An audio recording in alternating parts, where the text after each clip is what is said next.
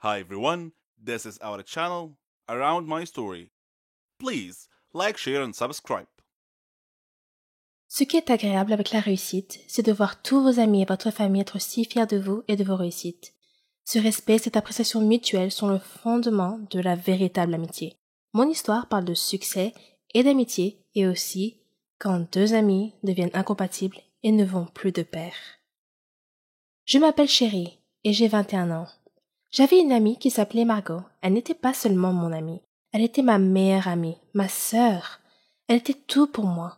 Nous étions semblables à bien des égards, même dans nos passe-temps et nos rêves.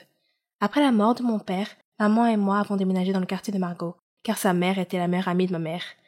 Je n'avais que 3 ans à l'époque, alors Margot et moi avons pratiquement grandi ensemble. À l'école, nous partagions les mêmes classes, étudions ensemble et faisions même équipe dans les labos. Elle et moi rêvions toutes deux de devenir pharmaciennes. J'ai eu du mal au lycée, mais je m'en suis sortie grâce au soutien et aux encouragements de Margot. Je n'avais pas autant de liberté et d'indépendance qu'elle, car ma mère me surprotégeait. C'est à ce moment-là que mon histoire a vraiment commencé.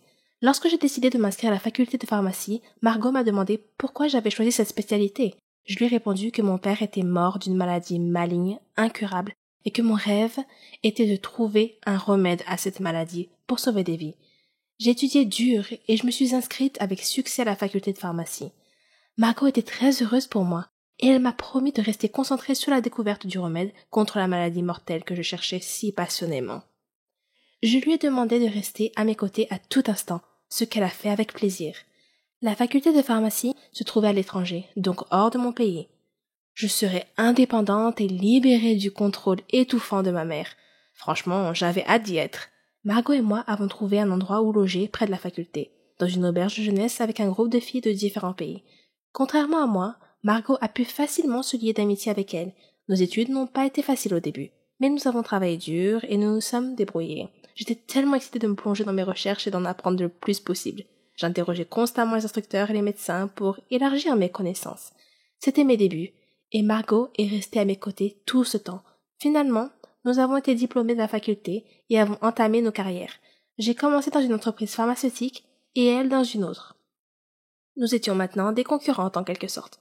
Pour préparer mes recherches privées, j'ai loué un appartement près de mon entreprise. Margot a fait de même près de son entreprise. Elle me demandait toujours comment se passaient mes recherches. Elle savait que j'essayais de développer un antibiotique pour guérir la maladie mortelle de papa. Mais ce n'était pas facile, car le système immunitaire de l'organisme attaquait l'antibiotique et le détruisait avant qu'il ne puisse détruire les cellules malades. Je devais découvrir une substance neutre que le système immunitaire n'attaquerait pas, afin que le médicament puisse pénétrer dans l'organisme suffisamment loin pour trouver et détruire les cellules malades par des interactions chimiques. Mon premier travail de recherche a été rejeté, mais j'ai continué à essayer, et à chaque tentative, je découvrais quelque chose de nouveau. À cette époque, Margot était également occupée par son travail. Un jour, elle m'a appelée. Elle pleurait parce qu'elle avait été renvoyée de son travail. Il l'accusait d'avoir volé une étude importante. Je lui ai dit qu'elle était tellement compétente dans son travail qu'elle ne devait pas être triste, mais plutôt essayer de trouver un emploi dans mon entreprise. Je lui ai dit que je la recommanderais à mon directeur. Elle m'a serré dans ses bras et m'a beaucoup remercié en disant « Tu es vraiment la meilleure amie du monde, chérie ». Le lendemain, j'ai parlé de Margot à mon directeur et lui ai dit qu'elle cherchait un emploi et qu'elle attendait dehors. Il lui a fait passer un entretien et lui a donné un emploi. J'étais tellement heureuse qu'elle et moi travaillons dans la même entreprise.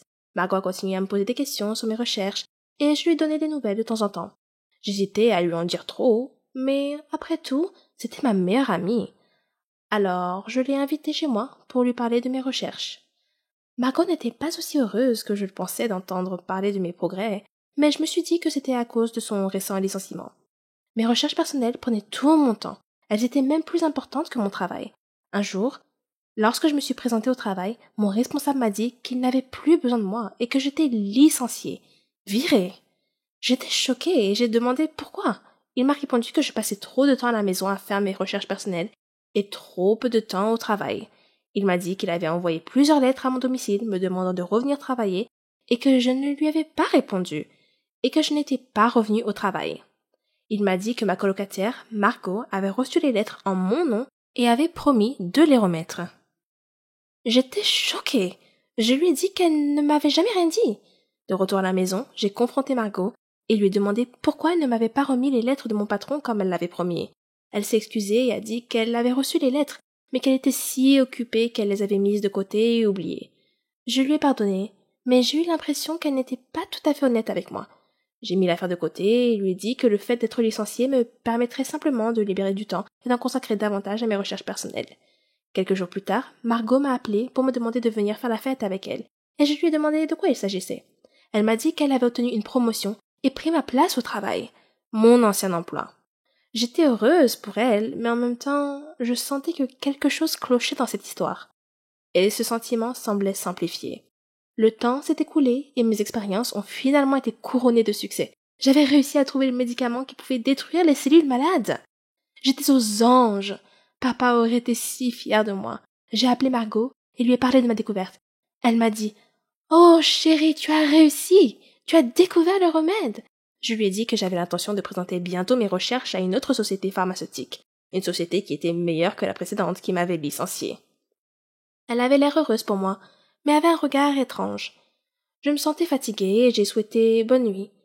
Elle m'a dit qu'elle allait rester debout un moment, alors je me suis endormie.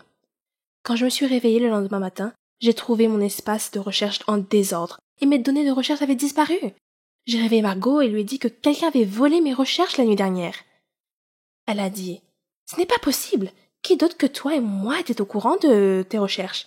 J'ai dit « C'était peut-être mon ancien directeur. Peut-être qu'il avait deviné que j'avais fait une avancée. » Je ne sais pas. J'ai appelé la police pour signaler l'effraction et le vol de mes données de recherche, mais ils n'ont trouvé aucune preuve de l'identité du coupable. Je suis retournée dans mon pays d'origine, déçue et abattue. J'ai trouvé un autre emploi, dans une entreprise proche de chez moi. De nombreux mois s'étaient écoulés. Je n'étais plus en contact avec Margot. Nous avions perdu le contact quelque part en cours de route. Et puis un jour, maman regardait la télévision. Quand elle a soudain vu une émission qui allait parler d'un nouveau médicament qui traiterait et guérirait la maladie maligne de papa. Ils allaient interviewer l'inventeur de ce remède miracle. Je me suis assise, captivée. Je devais la regarder. Quand le journaliste présenta l'invité, c'était Margot. Je ne pouvais pas en croire mes yeux. C'était elle. Elle avait volé mes recherches. Ma soi-disant meilleure amie m'a trahi. Et je l'avais traitée comme une sœur. Ça m'a profondément blessée. J'ai intenté une action en justice contre elle et j'ai récupéré mes recherches et le mérite de la découverte du remède. Donc ça, c'est bon. Mais la seule chose qui n'a jamais pu être réparée et pour laquelle il n'y avait pas de remède, c'était l'ancienne relation entre nous. Elle m'avait poignardé dans le dos et détruit ma foi en l'humanité. Et je pense que je ne trouverai jamais de remède à cela. Presque toutes les filles rêvent d'être une princesse de Disney, d'être comme Cendrillon qui a épousé le prince, ou Blanche-Neige, la plus belle de toutes. Mon histoire est un peu de ce genre, mais les contes de fées ont généralement une fin heureuse, n'est-ce pas? Mais la mienne... Eh bien, je vous laisse en juger par vous-même. Je m'appelle Rona, et j'ai 17 ans. Je vis avec mes parents et ma sœur Célina. À l'école, j'étais comme une princesse. J'adorais tous mes amis. Et ils m'adoraient. J'excellais dans tout. J'étais la meilleure chanteuse de l'école, j'étais très sportive, et je pratiquais tous les sports. Mon seul défaut étaient mes cheveux, qui étaient trop frisés et trop moches à mon goût. Je pense que le coiffeur les a appelés bouclés, juste pour réconforter les gens comme moi. Mais frisé n'est pas bouclé. Pas dans mon agenda. J'admets que les cheveux frisés peuvent être attrayants sur certaines personnes, mais le look le plus ravissant pour moi, ce sont les cheveux longs et lisses. De beaux cheveux raides peuvent rendre n'importe quelle fille belle, même si elle n'a pas de beaux traits. Oh, comme j'enviais certaines filles de mon école avec leurs cheveux longs et soyeux. Bien sûr, ma princesse Disney préférée était Réponse. Je rêvais toujours d'être elle. À mon avis, c'était la plus belle princesse de l'univers Disney. Les souffrances qu'elle a endurées et le fait d'avoir finalement obtenu ce qu'elle méritait, sans parler de sa chevelure dorée et soyeuse, bien sûr. La façon dont elle brillait au soleil. Qu'est-ce que je ne donnerais pas pour avoir des cheveux comme ça? J'ai tout essayé pour améliorer mes cheveux. Je les ai shampouinés, mais ils gonflaient comme la fourrure d'un chien poméranien, si vous en avez déjà vu un. J'ai utilisé la crème lissante pour cheveux, mais ils ressemblaient alors à une route pavée avec de la mélasse répandue dessus. J'ai essayé des appareils électriques, mais ils n'ont pas aidé non plus. Ne vous moquez pas de moi. C'est la vérité. Chaque jour, je rêvais d'avoir des cheveux lisses. Puis, un jour, J'ai vu une publicité alors que je discutais avec mes amis. Elle mentionnait un centre de recherche en sciences de la beauté et indiquait que des scientifiques avaient mis au point un nouveau produit, capable de transformer en quelques minutes n'importe quel cheveu, qu'il soit bouclé ou frisé, en cheveux lisses et soyeux. Le centre avait besoin de volontaires pour tester le produit devant un public. Je me suis dit, waouh, mon rêve pourrait bien se réaliser et je pourrais aussi devenir célèbre. J'ai immédiatement envoyé ma candidature. J'ai été sélectionnée parmi 3 autres filles. J'étais un peu inquiète parce que l'expérience m'avait appris que les choses ne se passent jamais comme on l'avait prévu. Mais je me suis consolée. C'était un produit simple. Qu'est-ce qui pourrait mal se passer? J'ai fait des recherches sur le scientifique qui allait mener l'expérience. C'était un scientifique célèbre dans son domaine. Son nom était Wilfred Johnson. Je suis arrivée au studio, le test en direct serait effectué. Ils étaient prêts et m'attendaient. M. Johnson ressemblait à un scientifique d'un dessin animé. Cheveux ébouriffés, blouse blanche trop grande, lunettes d'Harry Potter. Vous voyez le tableau. Il m'a expliqué comment le produit fonctionnait et m'a assuré que tout irait bien. Oui, c'est ça. Comme si je n'avais jamais entendu ça avant. Néanmoins, son discours d'encouragement m'a enthousiasmé. Puis sont sortis les documents juridiques, les clauses de non-responsabilité qui disaient qu'ils n'étaient pas responsables des effets secondaires qui pourraient m'arriver en utilisant leurs produits de beauté. Alors, je les ai signés. Voyant que j'avais l'air dubitative et inquiète, il a tenté de me rassurer en me disant que c'était la routine et que c'était typique de tous les essais cliniques. Cela ne m'a pas rassurée, mais j'ai quand même décidé d'aller jusqu'au bout. J'avais invité mes amis à venir assister à l'expérience. Elle était organisée comme une grande conférence. En plus de M. Johnson, il y avait des journalistes, des photographes et 2 autres médecins dans la salle. M. Johnson a commencé à expliquer le produit pour le bien du public. Je me tenais à l'écart de la scène en attendant d'être appelé. Enfin, ils étaient prêts pour nous et nous ont appelés sur la scène, où nous avons pris place dans leurs fauteuils de coiffure. Des scientifiques ont mélangé divers liquides multicolores dans des flacons de laboratoire sur une table voisine de la scène. Après quoi, M. Johnson a rempli un flacon pulvérisateur du mélange et s'est approché de moi. Il m'a chuchoté à l'oreille que mon nom entrerait dans l'histoire. Puis, il aspergea mes cheveux avec l'élixir magique que les scientifiques avaient concocté quelques minutes auparavant. J'ai attendu nerveusement. Puis, lentement, mon cuir chevelu a ressenti une sensation de picotement, comme si j'avais été piqué par une centaine de fourmis en même temps.